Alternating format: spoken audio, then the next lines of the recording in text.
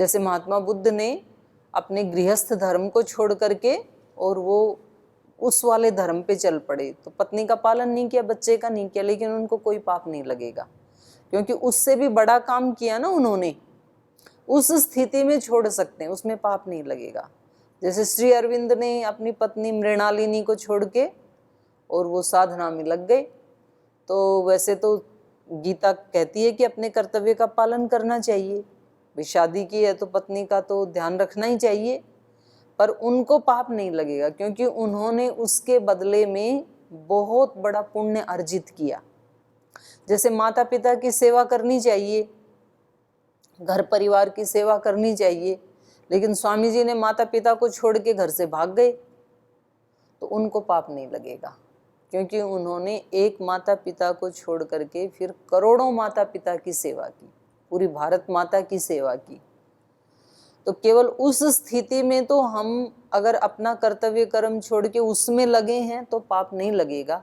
बाकी कभी भी अपना जो कर्म है, नियत कर्म है, उसको नहीं छोड़ना। तो चारू जी को पहले आलस से आया कि ना जाऊं, तो फिर बात आई कि मुझे नहीं छोड़ना है अपना, तो फिर एक गई। फिर जाने के बाद भी आलस से आया, प्राणायाम करते समय नींद आई, फिर अपने मन को ट्रेनिंग दी कि नहीं, आलस से नहीं करना, मुझे करना है। तो ऐसे ही करते करते फिर वो बन जाती है हमारी आदत, हमारा स्वभाव बन जाता है फिर। तो ये बहुत अच्छी बात है। तो आपके लिए तो मैं ताली बजाती हूँ, आपने तो एक ही दिन में मतलब बड़ी अच्छी बात है ये तो, क्योंकि दूसरों को भी प्रेरणा मिलती है इससे। जब हम शेयर करते हैं ना एक दूसरे के अनुभव, तो आप तो सारे जने मतलब आज अलर्ट रहे। हाँ जी रजनी जी, आपका कोई?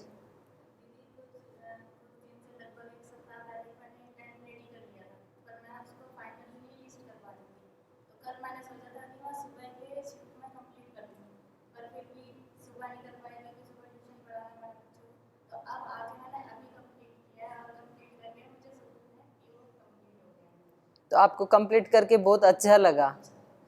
तो जो इन्होंने सोचा था, अपना निर्धारित कर्म था, हमें खुद ही खुशी मिलती है। मतलब जिन बच्चों ने ये बनाया उसकी खुशी, वो खुशी हम मार्केट में नहीं खरीद सकते। जो नया एक सृजन करके या अपने कर्तव्य का पालन करके, दूसरों को लगता है कि भाई भगत सिंह कितने नादान व्यक्ति थे, जवानी में उनको सुख भोगने चाहिए थे, कहाँ फांसी पे लटक गए।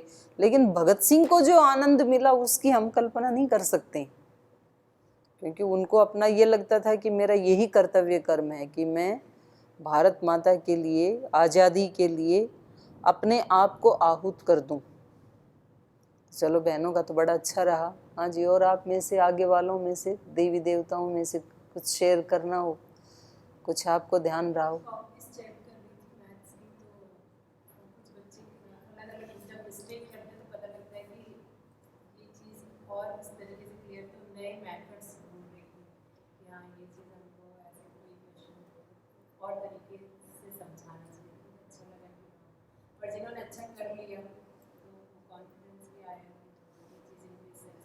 मतलब जिनको आपने सिखाया मेथड, उनमें से कुछ ने सीख लिया। और कुछ जो कमियां रही वो कॉपी चेक करके पता चला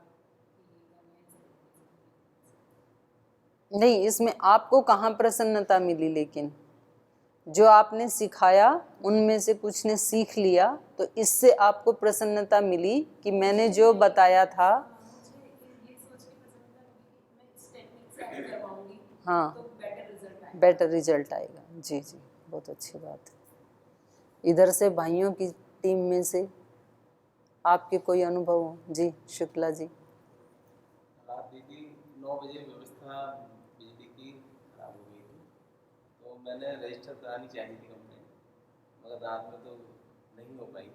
फिर मैंने सुबह 5:30 बजे सोचा कि फ़ोन करूं, तो मगर उस समय मैंने सोचा कि ड्यूटी पे कोई नहीं होंगे, तो एक मैंने मैसेज किया, प्रार्थना की है, तो उधर से फ़ोन भी आया और 9 बजे तक व्यवस्था चालू हो गई।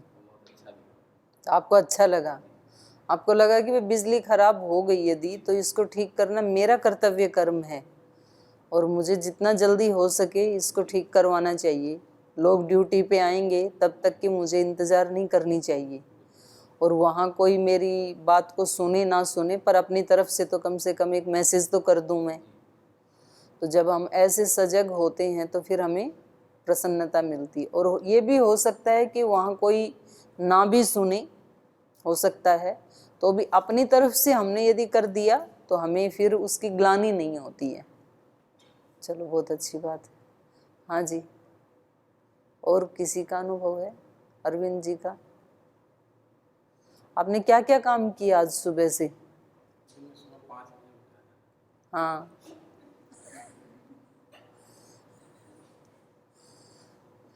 ठीक है, बताने दो ना उनको भाई, हंस क्यों रहे हो? 5 बजे उठे।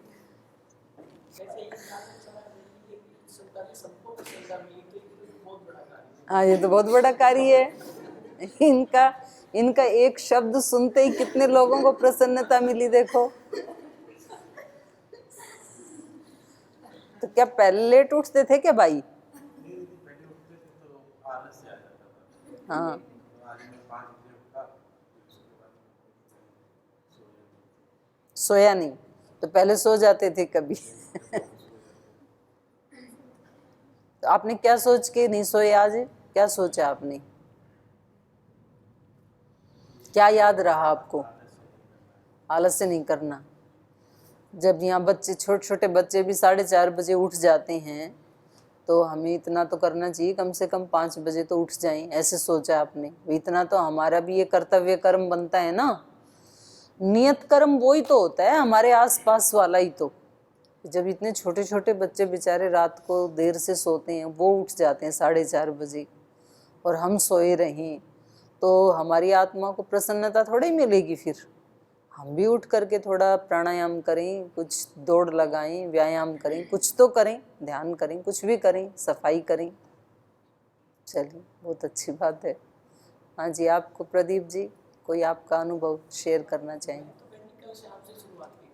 अच्छा। जो मेरा शाम का समय भोजन के बाद का, वो बड़ा सुबह था। हाँ।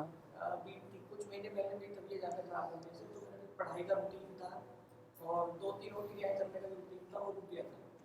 तो मैं रात से ही उसमें गया, पूरे जितनी किताबें थी इधर उधर जो रखी थी, या मैं लगातार जिनकी स्टडी कर रहा था, वो जो नहीं मिल पा रही थी, वो मैंने ढूंढी और एक सेट करके पूरा टाइम टेबल सेट किया, और सुबह में उसी के हिसाब से मतलब अपना शुरुआत की। और पूरा टाइम टेबल जैसे सेट किया वैसे ही आप जिए, ये तो बड़ी अच्छी बात है। छोटी छोटी विजय से बड़ी विजय मिलती है। मतलब आत्मा को ना एक आत्म बल मिलता है कि मैंने ऐसे सोचा और मैंने ऐसे कर दिया, चाहे वो छोटा सा ही काम क्यों ना हो, तो उससे फिर आत्मा का बल बढ़ता है। और हम कुछ सोचते हैं और फिर उसको कर नहीं पाते हैं, तो काम नहीं किया वो नुकसान तो होगा ही, लेकिन साथ में आत्मबल और आत्मविश्वास चला जाता है, ये बड़ी हानि होती है। व्यक्ति को लगता है मैं कुछ नहीं कर पाऊंगा। व्यक्ति सोचता है कि मैं सुबह 5 बजे उठूंगा, फिर वो अलार्म भी लगाता है, और फिर जब अलार्म बजता है तो सोई सोई अलार्म को ऐसे दबा के फिर बोले हाँ अभी उठता हूँ, और फिर वो 1 घंटे के बाद उठता है। तो उसकी नींद तो पूरी हो गई, लेकिन उसका आत्मविश्वास और आत्मबल जो है वो इतना, ऐसे अगर उसने 5-10 दिन लगातार किया ना, तो फिर उसकी मेंटेलिटी ये बन जाएगी कि मैं कभी नहीं उठ सकता हूँ, हमारे बस का नहीं है ये, बच्चे उठ जाते हैं, इनको उठने दो, हम नहीं कर सकते हैं ये सबसे बड़ी हानि है। आपने संस्कार बना लिया, अपने आप को कमजोर बना लिया आपने।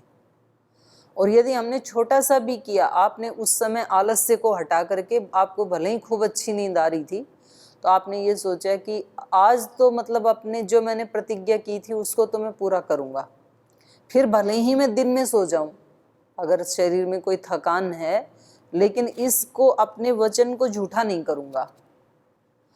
अपनी प्रतिज्ञाएं अपने साथ करके अपनी ही दृष्टि में उनको पूरा करना होता है।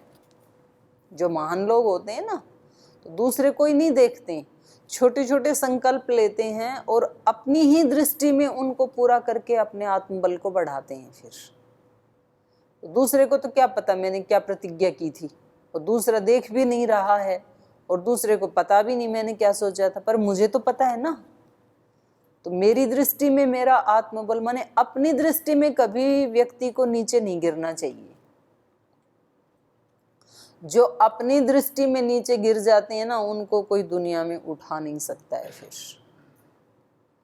और जो अपनी दृष्टि में हमेशा ईमानदार रहते हैं, अपनी दृष्टि में हमेशा ऊंचे होते हैं, उनको कोई गिरा नहीं सकता है। दोनों बातें हैं। कितने भी लोग करें, उसको अपने ऊपर विश्वास होता है, आत्मबल होता है उसका। हाँ भाई, सफाई वालों में किसी की कोई अनुभव है?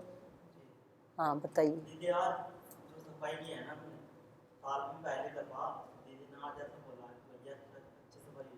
हाँ, उससे पहले आज कभी ऐसा तो इसका मतलब आपने बड़े मनोयोग से किया आज। बहुत अच्छा लगा, मैं सुन के भी।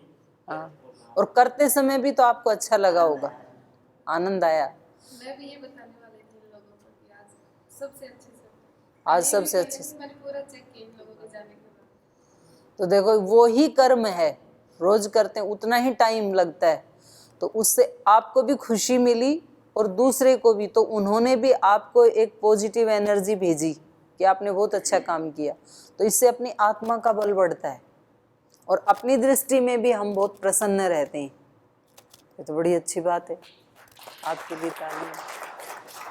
हाँ जी, पीछे आपके कोई अनुभव हैं? पीछे वाले दोनों भाई, कुछ आपने ऐसे सोचा हो किसी एक काम के लिए कि भाई ये मेरा काम आज मैं पूजा के भाव से करूँगा, इतना बढ़िया करूँगा अपनी तरफ से कि इससे बढ़िया कुछ हो नहीं सकता है, ऐसा कोई काम किया हो? मन से तो यही है कि अच्छा ही काम करे, ताकि दूसरा देखने वाला ये कहे कि वे बढ़िया काम कर रहे हैं। भले ही ना कहे कोई, अपनी दृष्टि में आपने किया हो। अच्छा ही करेंगे। हाँ, लेकिन आपसे 2-3 दिन पहले मैं पोछा लगा रहा था कैंटीन में, तो लाल रंग की बिल्लियाँ आकर फ्लोर पे बैठ गई। पोछा लगा के वापिस आ रहा तो मैंने उस पर ध्यान नहीं दिया वो कब से बैठी, और जब वो मुझे दिख गई तो मैं देख के उसकी तरफ अंदर गया और उसके लिए रोटी लाया था। मैंने उसको 10 रोटी ला के दी, तो तब तक उसने वह रोटी खाई, तब तक मैं उसके पास ही खड़ा रहा। तो मैंने जब उसको रोटी दी है खाने के लिए, तो मेरा मन इतना प्रसन्न हुआ कि ये वहाँ से चल के यहाँ आई है और कितनी देर से बैठी है। मुझे उससे बहुत पसंद था। जी जी।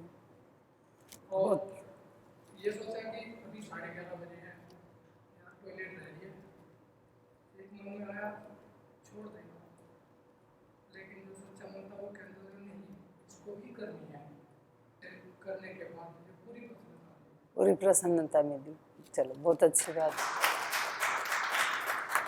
हाँ जी, सिकंदर ने तो सुना ही नहीं 2 दिन तो कि क्या करना था, तो इसने ध्यान नहीं दिया होगा। तो ये तो आज पहली बार आया है पाठ में, तो अच्छी बात है।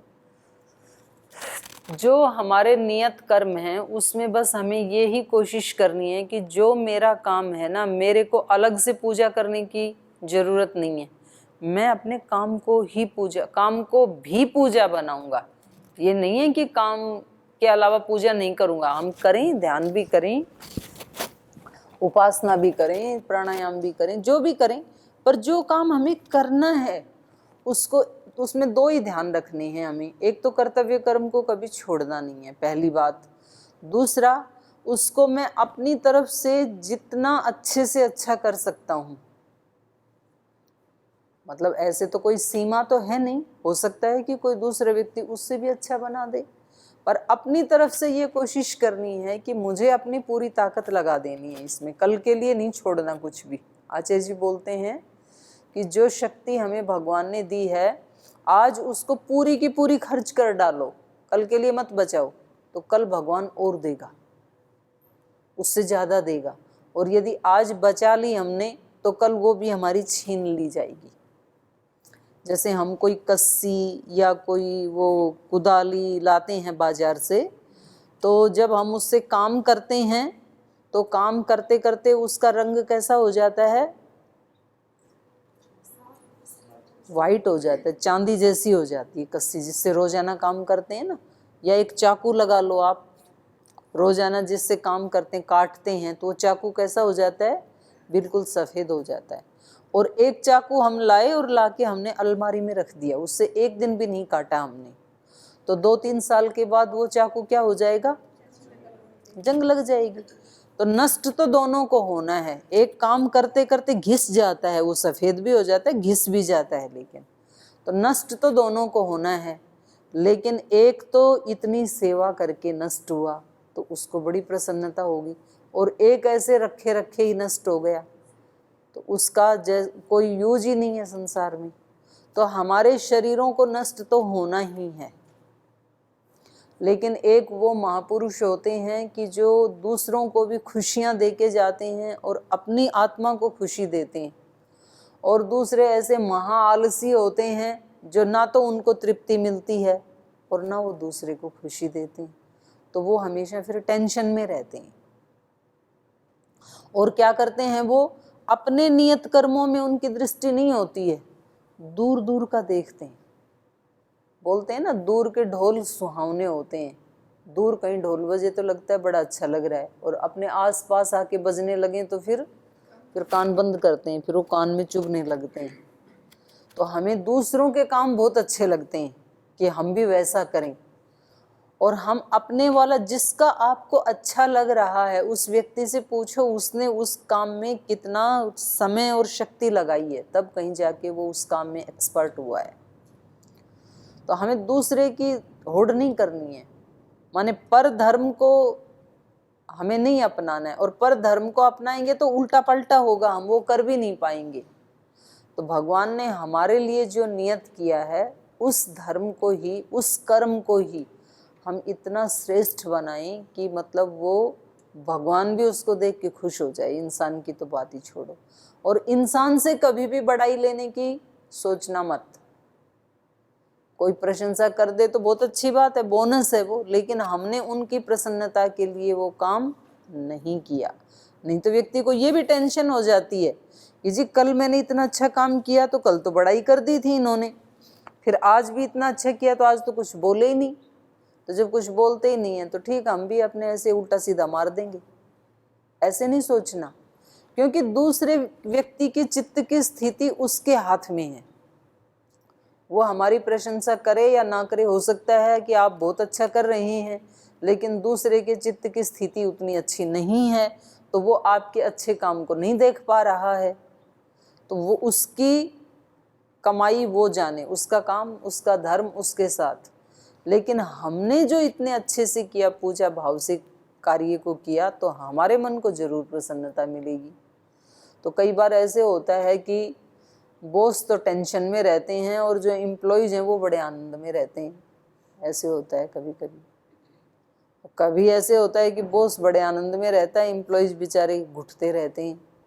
तो हमें किसी से अप्रूवल नहीं लेना है, किसी से हमें प्रशंसा की अपेक्षा नहीं करनी है। कोई कर दे तो बहुत अच्छी बात है, अच्छा ही लगता है वो, पर अपने आप के साथ। अभी थोड़े दिन पहले मैं एक वो सुन रही थी, यूट्यूब पे एक वीडियो सुन रही थी। स्वामी प्रेम विवेकानंद जी हैं डूमेट आश्रम में, देहरादून के पास, विकास नगर के पास।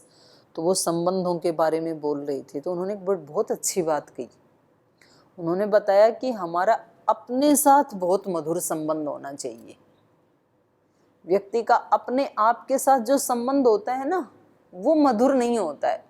अपने आप को व्यक्ति दुख देता रहता है, अपने आप को चिंता में डालता रहता है, अपने आप को टेंशन में डालता है। बाहर तो नहीं बोलता है किसी को, लेकिन अपने साथ मधुरता से नहीं रहता है।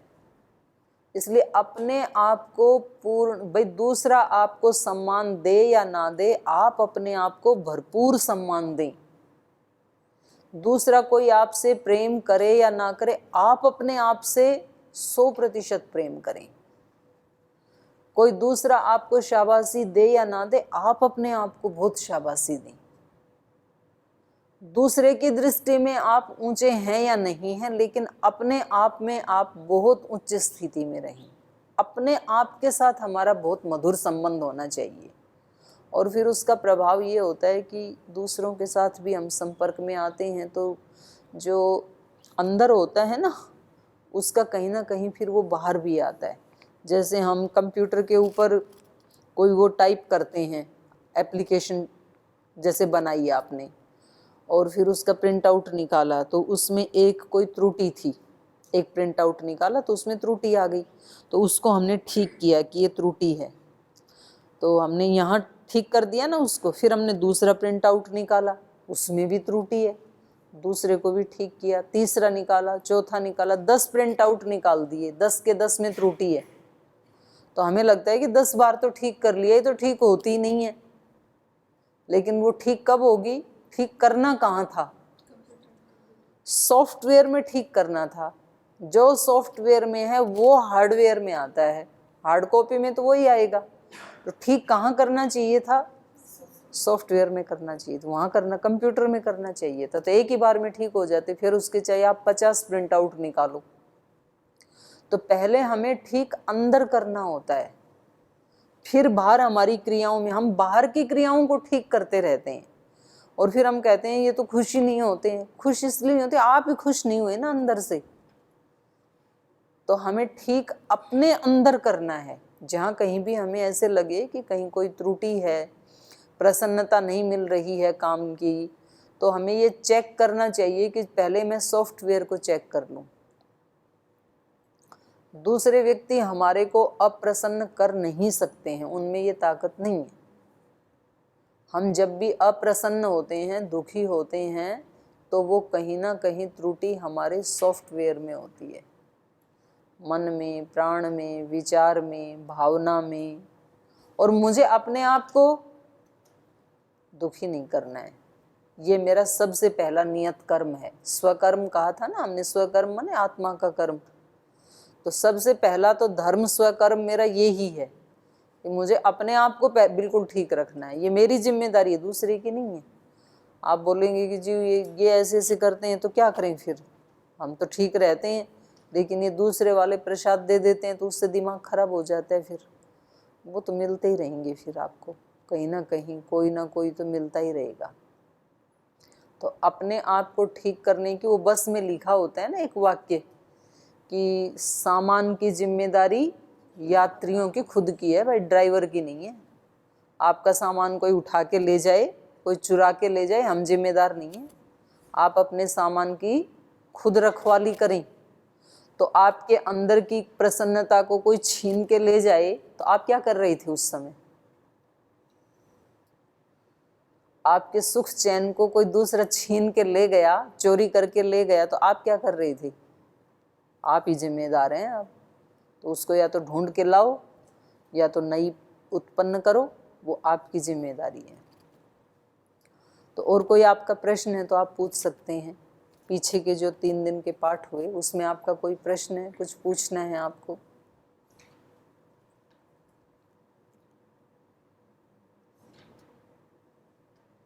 हाँ जी रजनी जी, किसी का भी, कोई भी पूछ सकते हैं, भाइयों में, बहनों में। क्योंकि एक दिन बाद आप कह रहे थे ना जी हमारे कुछ प्रश्न भी हैं, तो आपके कोई प्रश्न है तो पूछो। हाँ जी बिंदु जी, हाँ पूछिए।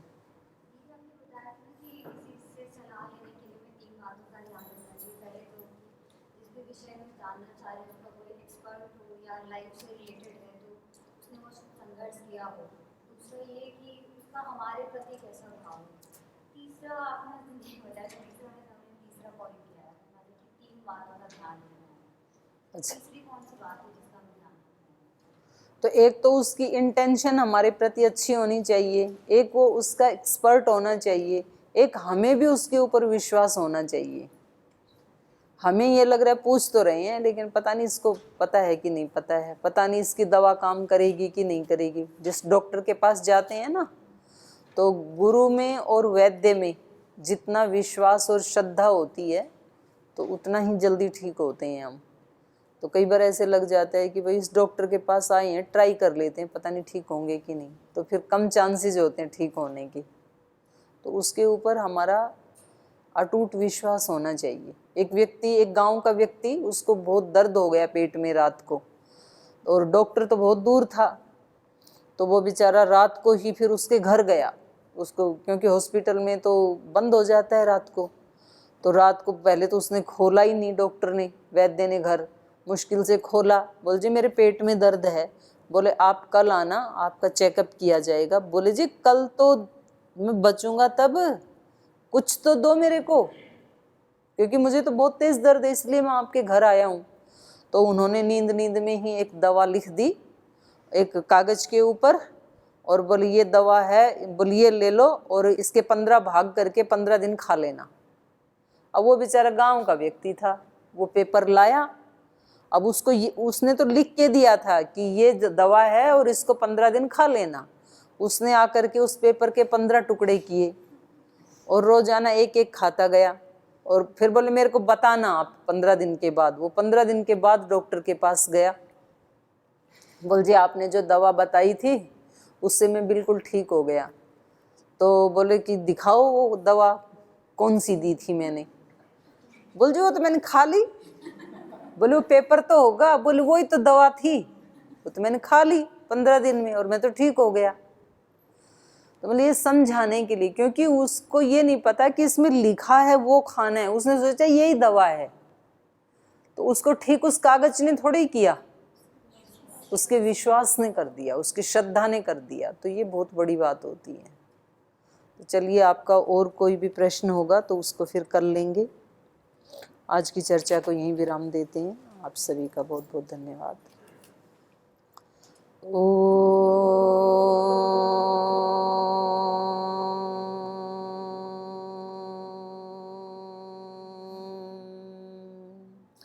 शांति शांति शांति।